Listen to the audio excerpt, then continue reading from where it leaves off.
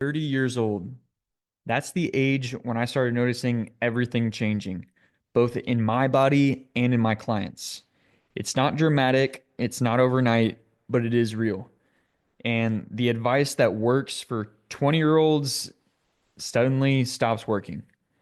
If you're approaching past 30 and struggling to get into shape while balancing a career, family, and everything else that life throws at you, this video is specifically for you.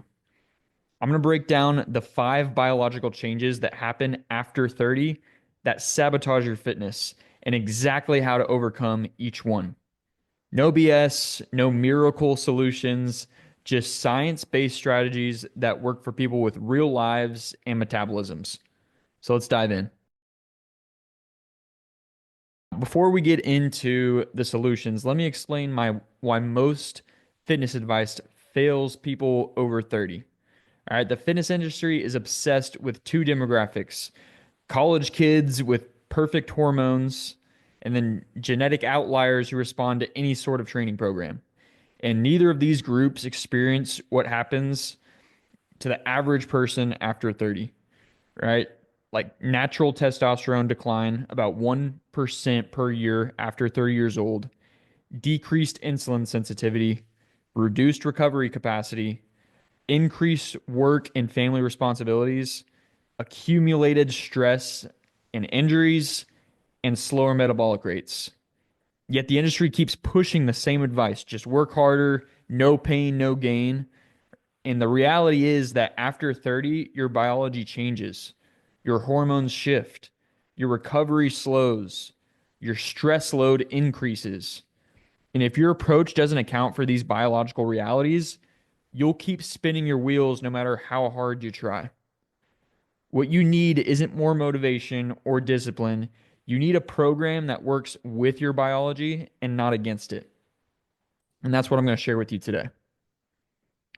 The first biological change we need to address is testosterone decline. After 30, men lose about 1% of their testosterone production each year. So by 40 years old, that's a 10% drop.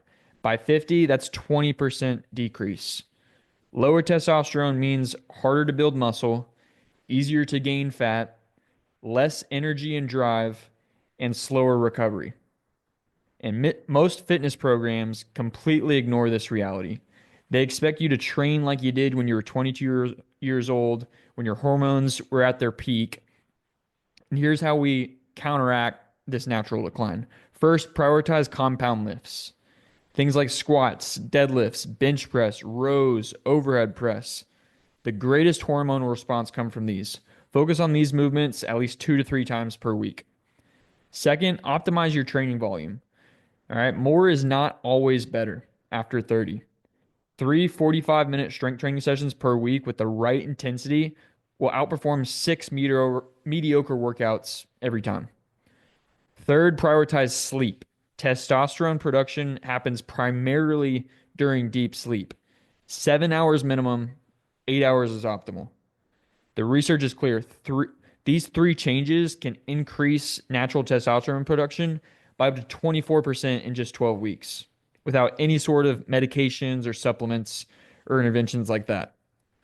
So remember, you can't stop aging, but you can absolutely optimize your hormonal environment. All right. So the second biological change is decreased insulin sensitivity. As we age, our cells become less responsive to insulin, making it easier to store fat and harder to use carbohydrates for energy. This is why the diet that worked in your 20s suddenly stops working in your 30s and 40s. And here's how we address this. First thing, first, timing matters more than ever, right? Carbohydrates around your workouts before, during, or after will be used for energy and recovery rather than fat storage. Second, prioritize protein at every single meal. Aim for 30 to 50 grams per meal, which helps stabilize blood sugar and preserve muscle mass. Third, incorporate strategic fasting windows. A simple 12-hour overnight fast, right? Just making sure that your overnight fasting windows is about 12 hours can significantly improve insulin sensitivity. Studies show these strategies can improve insulin sensitivity by up to 60% in 8 weeks by doing these things. The key isn't eating less, it's eating smarter for your biology. Your metabolism isn't broken, it's just changing, and your nutrition needs to change with it. Okay. So that leads us into biological change number three. The third biological change is decreased recovery capacity. All right. In your 20s, you could destroy yourself in the gym, right? And be ready to go 24 hours later. After 30, not so much. I used to max out on a very regular basis. My body just felt like it could handle anything, felt like Superman in my 20s, right?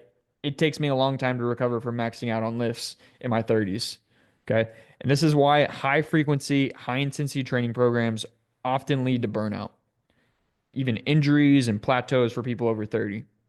So here's how we adapt. First, extend your rest periods between sets, especially on compound movements. 2 to 3 minutes for compound movements allows complete ATP and CNS replenishment and better performance in the gym. Second, prioritize recovery days. All right. Active recovery like walking, swimming, or yoga. Yoga is going to accelerate your process. All right. It's not about working harder, guys. It's about working smarter once you age. Third, implement deload weeks. Every 4 to 6 weeks, reduce your training volume and intensity by about 40 to 50% to allow complete systemic recovery. All right.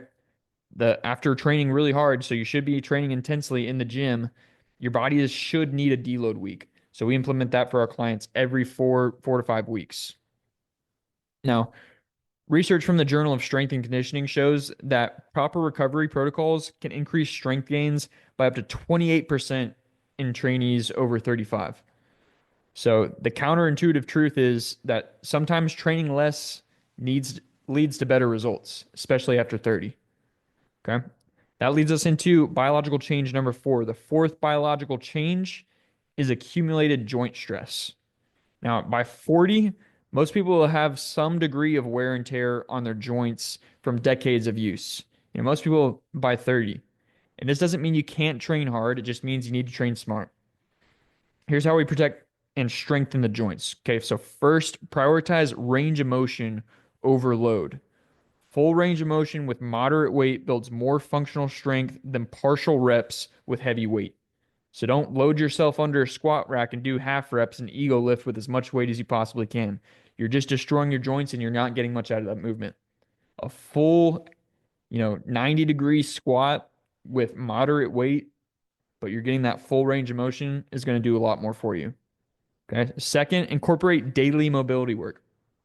Just 5 to 10 minutes of targeted mobility exercises can dramatically improve joint health and reduce pain. So we implement that into our clients' programs for every single workout. There's a dynamic warm up and there's a static stretching routine every single time they go into the gym. On top of that, on those active rest days that we mentioned before, get some extra mobility work in. Okay. So third, modify exercises to match your structure. There's no rule that says that you have to barbell squat or conventional deadlift. All right. This is something that I've had to come to realize because I love those movements, right? But not everyone has to do these. Find variations that work for your body and not against it. Studies from the American Journal of Sports Medicine show that proper mobility work can reduce joint pain by up to 58%, improve performance by 23% in adults over 40. Your joints have a memory, guys. Just like we talk about muscle memory, your joints have a memory. Respect that memory, work with it, and you can still make incredible progress. Okay, and that leads us into biological change number five. The fifth and final biological change that we're going to talk about is increased stress load. And this is huge. So in your 20s, guys, your body could handle the combined stress of intense training, poor sleep, work pressure, and the occasional, and if you're like me, not so occasional, pretty regular weekend of excess, right? So after 30, with career advancement, family responsibilities, financial pressures, your stress cup is already close to overflowing before you even add exercise. So here's how we manage this reality.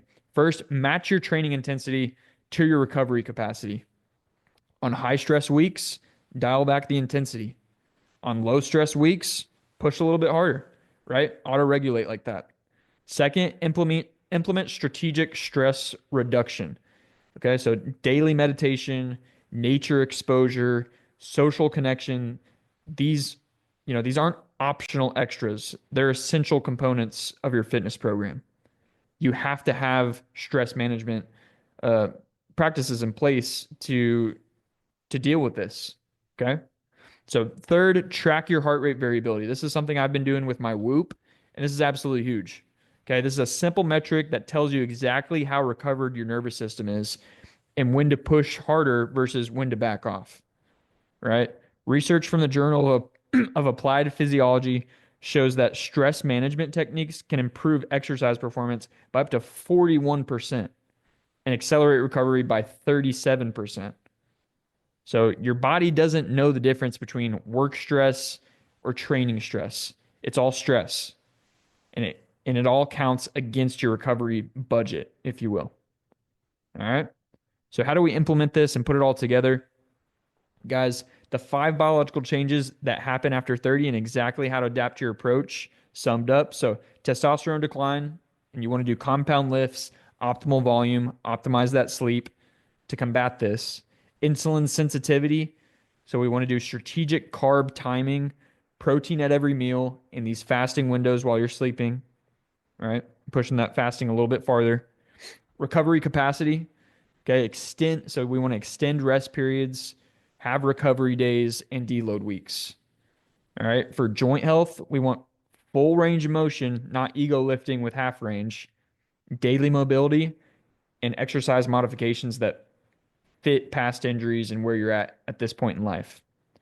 All right. And then finally, stress management, match intensity to your recovery, strategic stress reduction practices, and then HRV tracking. Now, how do you implement all this? Start with an honest assessment of where you're struggling most. Is it recovery? Is it joint pain? Is it energy levels? Begin with the biological change that's most limiting your progress specifically. And remember, this isn't about training like you're 25 again. It's about training smarter for the body you have now. The fitness industry wants you to believe you're failing because you're not trying hard enough. And the truth is, you're probably trying too hard in the wrong ways. So if you found this helpful, guys, hit the like button. Make sure to subscribe if you're not already for more content designed specifically for busy professional adults. And if you want my complete guide with protocols for addressing each of these biological changes, go to my Instagram, just type in Cade Junkerth and shoot me over a message that says biology, and I'll send it your way. So until next time, remember, your age isn't your limitation, your approach is. So elevate every damn day. Peace. Elevate. Only obligation is to tell it straight.